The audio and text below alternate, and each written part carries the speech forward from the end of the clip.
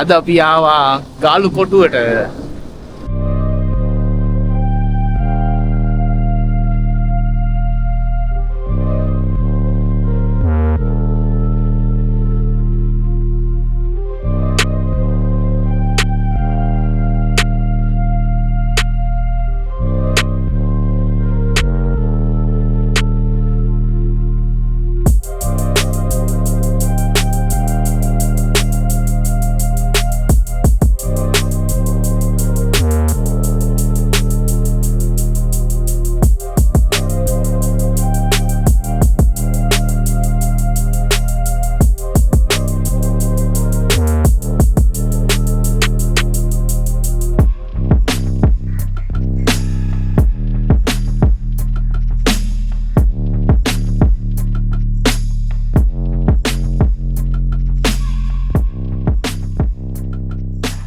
පෘතුගීසීන් විසින් හදපු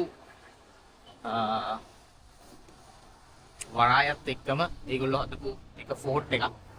මේක පෘතුගීසීන් හදන්නේ ලංකාව කියන්නේ සිනමන් වලට ප්‍රසිද්ධ, ස්පයිසස් වලට ප්‍රසිද්ධ රටක්. ඉතින් වෙළඳාම හොයාගෙන ආපු මිනිස්සු අන්තිමේදී ලංකාවේ ලස්සන සුන්දර දැකලා මෙහි නවතිලා මේ ගෝල් ෆෝට් එකත් ඒගොල්ලෝ බිලි කරනවා. ඉතින් මේ වරායත් එක්ක ලොකු සම්බන්ධතාවක් තියෙන නිසා මේ පෘතුගීසීන්ට මේ ඊට පස්සේ තන්දේසීත් මෙතන තියෙන සේෆ්ටි එක ඒ හැමදේම ගැන හිතලා ඒගොල්ලොත් මේක අල්ලගන්න අපේ ටිකිරි කුමාරයාත් එක්ක එකතු වෙලා නැත්තම් දේවෙන රාජසිංහ රජුත් එක්ක එකතු වෙලා මේක අල්ලගන්නවා. ඉතින් 1640 දී තමයි මේක ලන්දේසීන් අල්ලගන්නේ අපේ දේවෙන රාජසිංහ රජුරුව නැත්තම් කඳුරු රජතුමාගේ සහායත් ඇතිව. ඉතින් ඔය ඉඟුරු දීලා මිරිස් ගත්තා කියන්නේ අපිත් එහෙමනේ නිකන් ආණ්ඩුවක් යවලා තව ආණ්ඩුවක් ගන්න. අන්න ඒ වගේ. ඉතින් මේ ඒගොල්ලොත් ඒකම එදා කරා. ඊට පස්සේ ඒගොල්ලෝ මේ ගෝල් ෆෝට් එක ඊට වඩා ලොකු තැනකට අරගෙන යනවා. මේක ස්ටාර් ෂේප් එකකට හදනවා ඩච්ස්ලා එකතු වෙලා. සහ මේක ඒගොල්ලෝගේ ට්‍රේඩ් සහ ඇඩ්මිනිස්ට්‍රේටිව් හබ් එකක් විදිහට ඒගොල්ලෝ යූස් කරනවා. සහ මිෂනාරි පැත්තට ඒගොල්ලෝ චර්ච් හදනවා මෙහි. ඒ වගේ ඒගොල්ලෝගේ කල්චර් එක මේකේ මේ ෆෝට් එක ඇතුලේ ඒගොල්ලෝ බිල්ඩ් කරන්න try කරනවා. ඉතින් අපි ආවා. මේක තමයි ෆෝට් එක.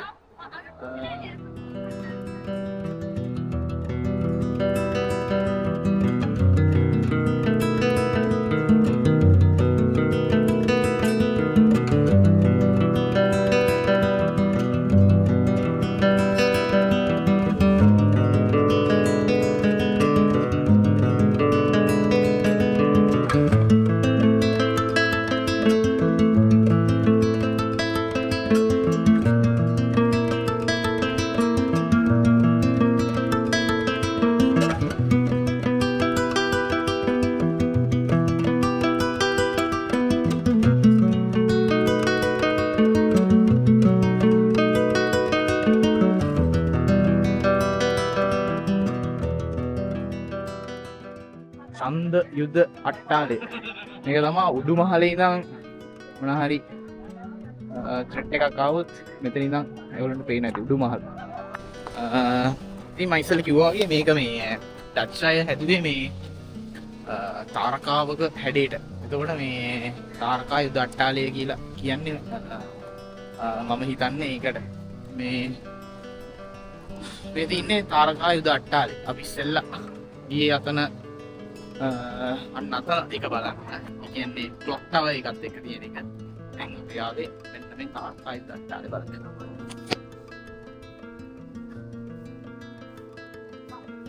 ඒකේ තියෙන අසුපුරුදු පරිදි කාලතුවක්කු. මේ තියෙන එකේ මැප් එක. right? කාලු ෆෝට් එකේ මැප් එක වෙන්න ඕනේ. මම ගන්න තරමින්.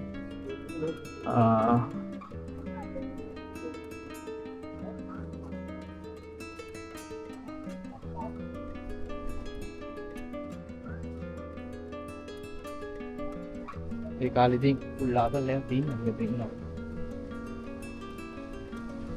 මට සිරි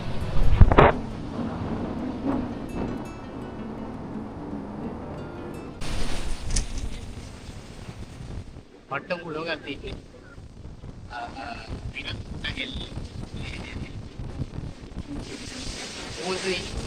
වටිනාකමක් තියෙන ඓතිහාසික තැන මේක. ඊට පස්සේ මේකේ ඓතිහාසික වටිනාකම දැනගෙන මේක යුනෙස්කෝ වර්ල්ඩ් හෙරිටේජ් එකක් විදියට යුනෙස්කෝ එකෙන් පත් කරනවා. 2004 සුනාමි ව්‍යසනයෙන්වත් අපේ දාන්න බැරි වෙනවා. හේතුව ඉස්සරට මේකේ තියෙන ශක්තිය හොඳට බිල්ඩ් කරලා තියෙනවා. මේ නැත්තම් සුනාමියට හැමදේම ගහගෙන ගිහිල්ලා ෆෝට් එක විතරක් ඉතුරු වෙන්න බෑ. ඉතින් සුනාමියකට උනත් පොරොත්තු දෙන්න විදියට මේක හදලා තියෙනවා. මුලින්ම හදපු පෘතුගීසි සහ ඊට පස්සේ හදපු ලන්දේසි සහ ඊට පස්සේ පාලනය කරපු ඉංග්‍රීසිත් එක එක මොඩිෆිකේෂන්ස් කරන්න ඇති මේකට. අපි අතම කෙලින්ම ඉන්නේ මෙහෙම හැරුව ගමන් මගේ ඇඟේ තමයි කෙලින්ම කාලදෝ බුම් තමයි මේ දින්නේ වෙඩි බෙහෙත් ගබඩා වහල. ඒතර යට වෙන්නේ නැති මේනේ තින්නේ නැති වෙඩි අම්මට සිරි කොහොමද පිස්සු හැදෙනවනේ.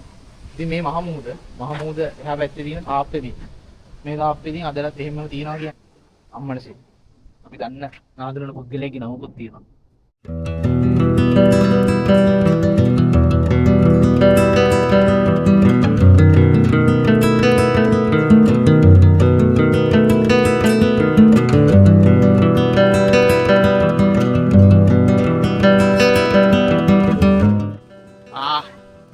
ගොඩක් දුරයි යන්න තියෙනවා.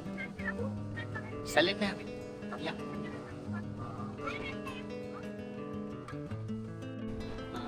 අපි ඉන්නේ දැන් මෙතන නෙප්චූන් ගට්ටාලේ. මෙතන තමයි තියෙන්නේ මේ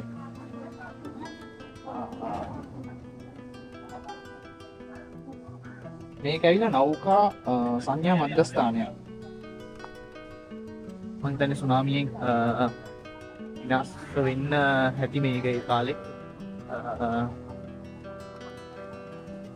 අනිකර මිලිටරි තැනක් කියලා තමයි තේරෙන්නේ ආවහම. මේ කාලේ නම් ඊටට බයි හිතෙනවා ඇති. අපි ඔය බලන ඉංග්‍රීසි ෆිල්ම්ස් වල තියෙන මේ දින්නේ සංඥා කුළුණු පාදම මෙතන වෙන්නේ නැති. සුනාමියට ගහගෙන යන තමයි.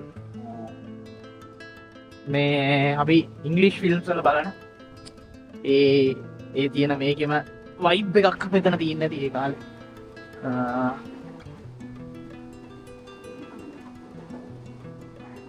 මෙන්න මේක තමයි එකම ප්‍රශ්නේ. ප්ලාස්ටික් බෝතල් ප්ලාස්ටික් කියන්නේ ඉතින් සුන්දරත්වය නැති කරන තැන.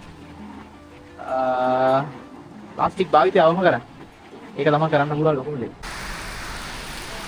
ඇස්ස වැහිල්ලා වැඩි කරා.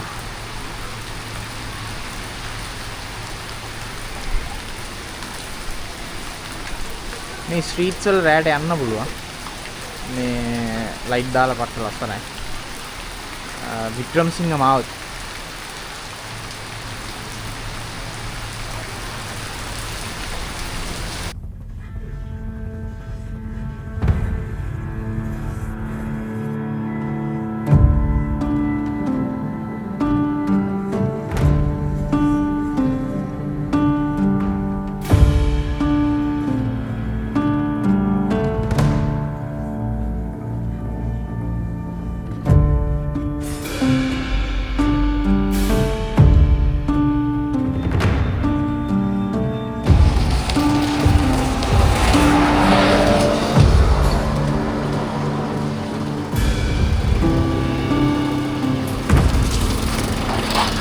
සම්පාත් කොට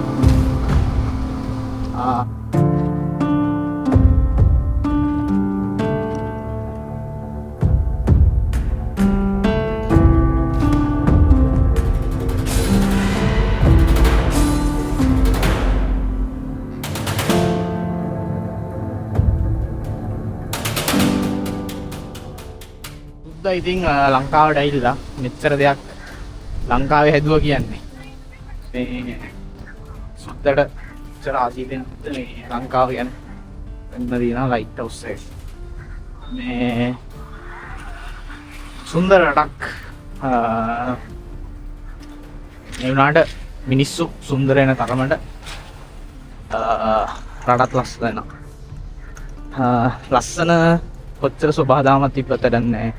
මිනිස්සු ලස්සන උන් නැති වුණොත් සබහාදාමක් කැත කරනවා මිනිස්සු කැත වුණොත්. ඉතින් ඒවා තමයි වැලියුස් කියන්නේ.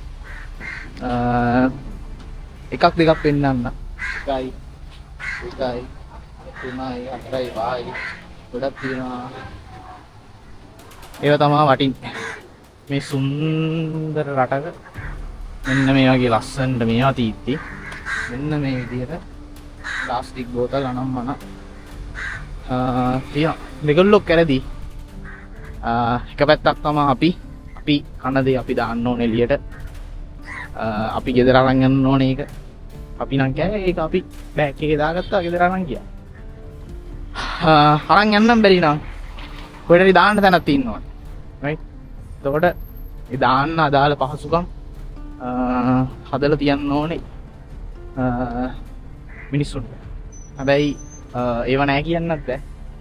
ටිකක් දුර එද්දිම තියෙනවා මෙන්න මෙතන පින් එකක්. ඉතින් මේකට ගෙනල්ලා දාන්න තරම් මේ මිනිස්සුන්ට උවමනාවක් නැහැ. මං හිතන්නේ ගොඩක් වයසට ගිය මිනිස්සු තමයි ඔය ඒක ගැන වැඩි හිතන්නේ නැත්තේ. හැබැයි එන්න තරුණ මිනිස්සු ඒක ගැන හිතන ප්‍රමාණය ගොඩක් වැඩි. ඒගොල්ලෝ හිතනවා කියන්නේ ලොකු දෙයක් ඉස්සරහට. මොකද අනාගතයේදී ඒක හොඳ දෙයක් වෙයි.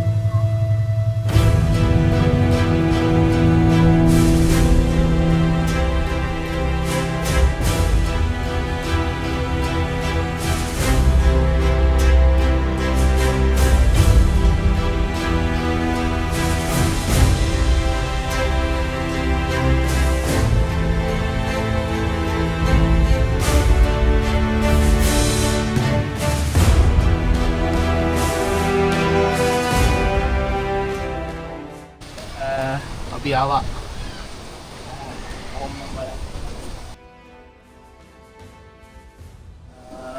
ලයිට් හවුස් එක මම කිව්වා වගේම එක ලයිට් හවුස් එකක් හැදුවා 1848 තමයි එකක් හැදුවේ. ඊට පස්සේ හදපු එක තමයි මේ කලින් හදපු එක ගින්නකින් විනාශ වෙලා ගිහිල්ලා තියෙනවා. මේ ඊට පස්සේ හදපු එක තමයි මේදී.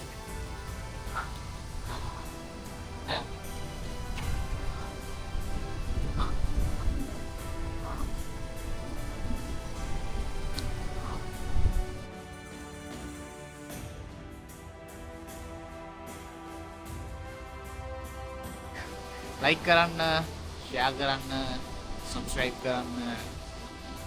අපි නැවත දවසක හම්බ වෙමු එහෙනම්. See you again. Bye.